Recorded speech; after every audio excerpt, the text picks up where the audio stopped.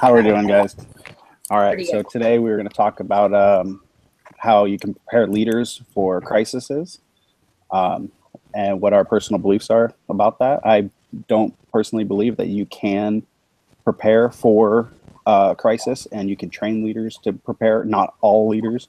It really depends on the situation. As the book talked about, um, there are multiple types of crises.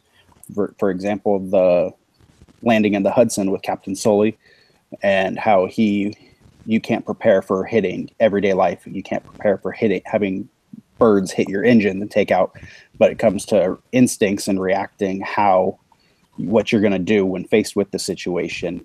There's no way they don't train you after actually going through air traffic control school. They don't train you for preparing to stop to getting hit and what to do. That was just pure gut instinct on him and knowing how to handle it, being calm. So you can't really. Boils down to how you react, and where with the FAA and how they responded, getting all the ferries, getting everybody there to safety. So it's how you react, versus where they also mentioned in the book Penn State with Sandusky. He was molesting little kids for 40 years, was it? And nobody did anything. Everybody knew. I mean, we had janitors walk in.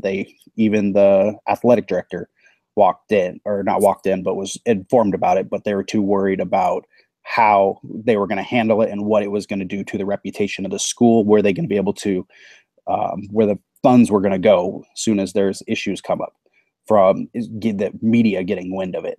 So it's how you react, which that was horrible for how they reacted. They definitely should have gone on that long. Doug? I'll jump in here.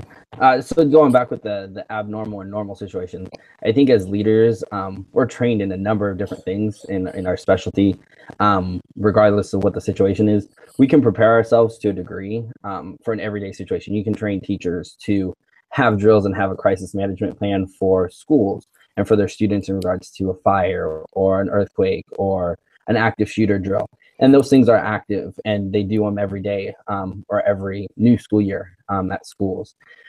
But situations like running into birds, or situations where there is no warning, or things that, we don't expect to happen, we have to use our best judgment. We have to use the other skill sets that we've developed, our charisma, our authoritarian leadership, and making decisions that are the best for the company at that time and going with it, and not thinking about it, not worrying about what the repercussions are, but knowing that we are in that position as a crisis leader for a certain reason, and this situation has happened, and we need to take our skill set that we have and our instincts and our knowledge and go forward and make the best decision and simply just go with it.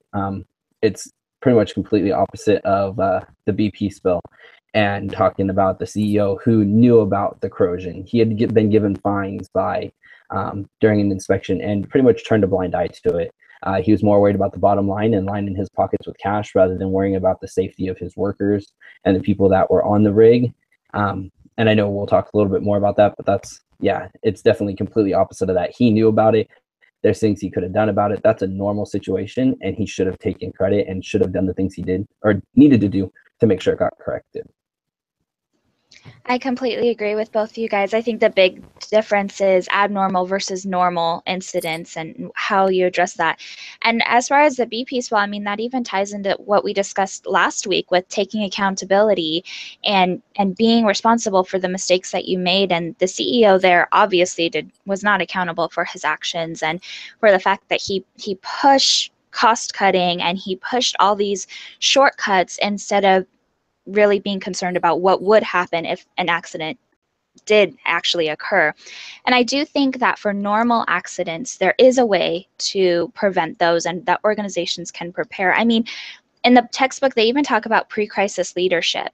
And I think that is everything that really an organization can do. They can really push pre-crisis leadership on their leaders and teach them how to be prepared for whatever they can be prepared for. And maybe, like you said, Doug, the skills that they need to be prepared for something they can't actually be prepared for.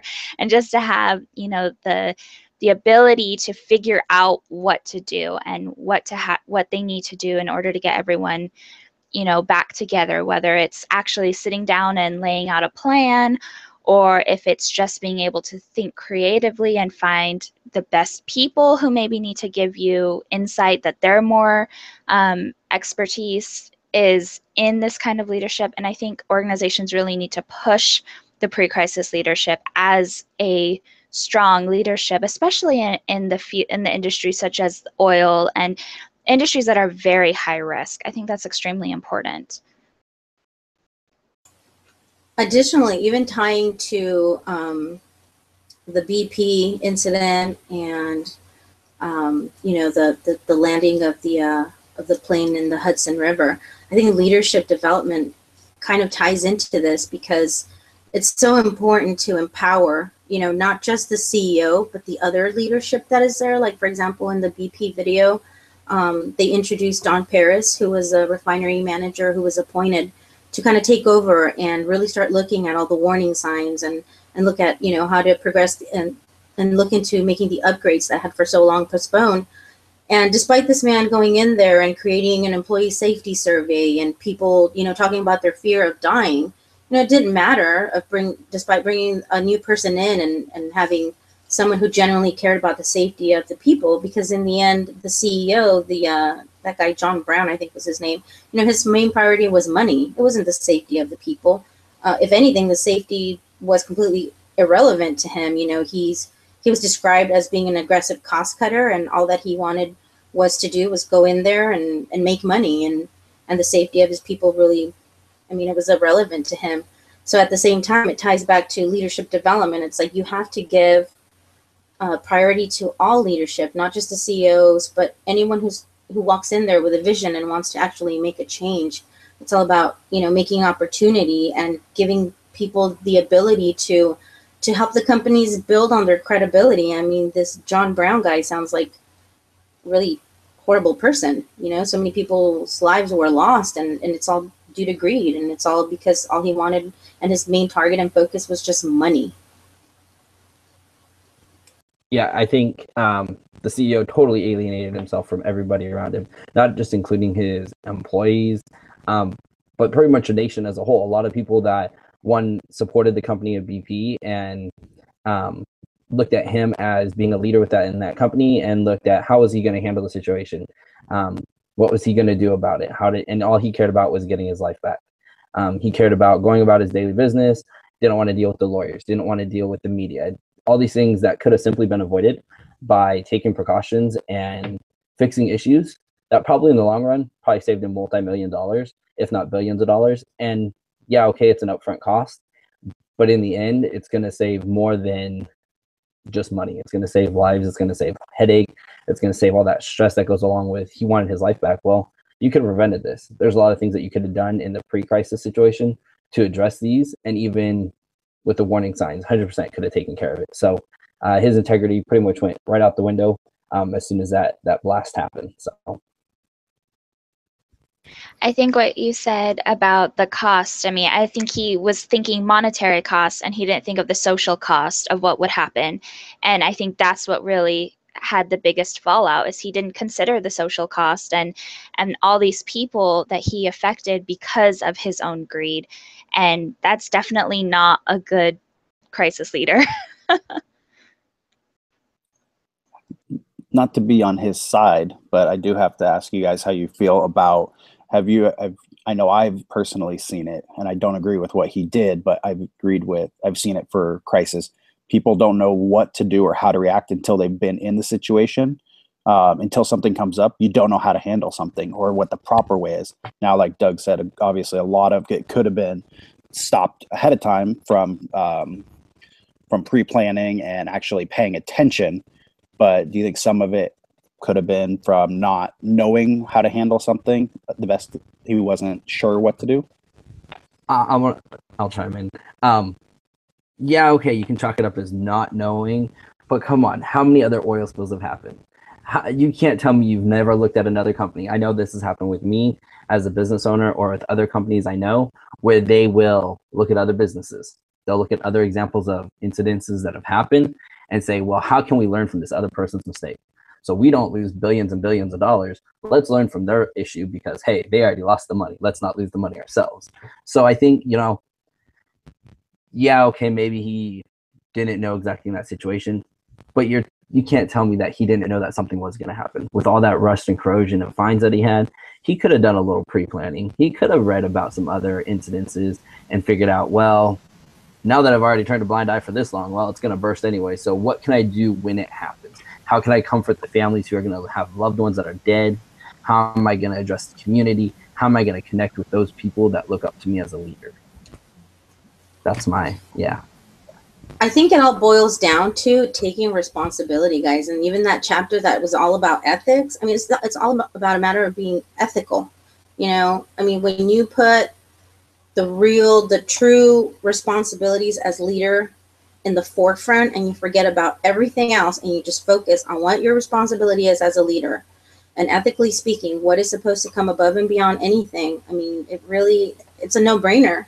You're supposed to focus on the safety of your people. And, I mean, the book talks about once you establish your credibility, everything else follows through, making money for the company and being successful and, everything else that comes with maintaining credibility and producing good quality products and providing the best customer service. You've got to put the main priorities on top, and that's being ethical and being responsible. And like Tayler said, having accountability. I completely agree. And Ryan, that was actually a really good question because it does make you think. And I totally see where you're coming from. If you don't know how to handle it, you get overwhelmed and you're like, I just don't want to deal with this anymore. But I think there's a difference between saying, I don't want to deal with this anymore and I don't know how to deal with this. We're trying to fix it though. We're doing what we can. And I think that's something that ties back into being a leader, and a pre-crisis leadership training is and not just pre-crisis, but crisis leadership as a whole, and knowing how to sit there and say, okay, guys, we were not prepared for this. Like this was an issue, and now we need to move forward. We need to fix this. We need to help everyone. We need to give this sense of healing to everyone and help everyone know what, that we are trying to fix it and that we're doing the best that we can. But I think owning up to the fact that, okay, maybe you don't know what you're doing is really key, because sitting there saying, I don't want to deal with this is not the way to go. You have to own up to your knowledge and if you can fix it or not. And you have to, and again, accountability, I mean, like we talked about it, I think that's a really key thing about just knowing yourself and knowing if you can fix the issue and rebuild the organization and have everything come back and kind of blossom again, instead of, I think with the CEO of BP, with him saying, I just don't want to deal with this and I'm done with this, and just being so overall negative, it hurt the organization as a whole, because now everyone has this bad image of this organization. Like you see commercials today and you're like, ugh, BP, like I don't even want to see these commercials, like they're ridiculous. And you see the cute little baby ducklings and you're like, BP did that, like how terrible of them. And so we just have this general image of just this organization as a whole is bad. It wasn't just the CEO, it's the whole organization. So I think that's another thing that the organizations need to prepare, is saying, no, like this, it's either the decisions of one person that made the mistake and it's not going to hurt the organization as a whole. I think wrapping back to like what we talked about in the beginning, I think that learning from the experience and going back to the pre-crisis situation, that if something does happen, especially in a company like BP where there's oil rigs all over the world, they need to learn from those experiences. They need to, whoever it is that's the crisis representative for that situation, needs to own up to their mistakes if they made the mistake. If it's their fault to take the blame. Don't push it back and forth between Deep Blue Horizon and BP, going back and forth at who was at fault here. Own up, take the blame, do what you need to do to heal the company, take care of the families that lost loved ones, and learn from it. In that planning manual, that crisis management manual, yeah, okay, not everybody's going to have one, and you can't create it for every situation, but you can have a class. You can train those leaders that are coming in to say, hey, this is what has happened in the past. Let's make sure we know how to address the media. Let's make sure we know how to address the loved ones. Because just like in any company, you have one person in charge, but we all delegate. We give other responsibilities to other people. So we can totally have other crisis delegates that go out to the families and talk to the families about what they can do. They have somebody that can address the media. They have somebody that can take care of the exact or the urgent needs of the spill. And you can have somebody that oversees everything. So definitely going back and learning from your mistakes or learning from the incidences will help any company, regardless of whether it's something small or whether it's something huge like BP that people are going to hear about for years and years to come. Yeah, to add to that comment, Doug, the thing that really comes to my mind is just with every single type of different situation, there are different types of communication that are required. And as leaders, they have to essentially know how to factor in all these different situations and learn, like you said, learn how to communicate with every single person that is affected, especially with for example, what happened with the BP oil refinery plant.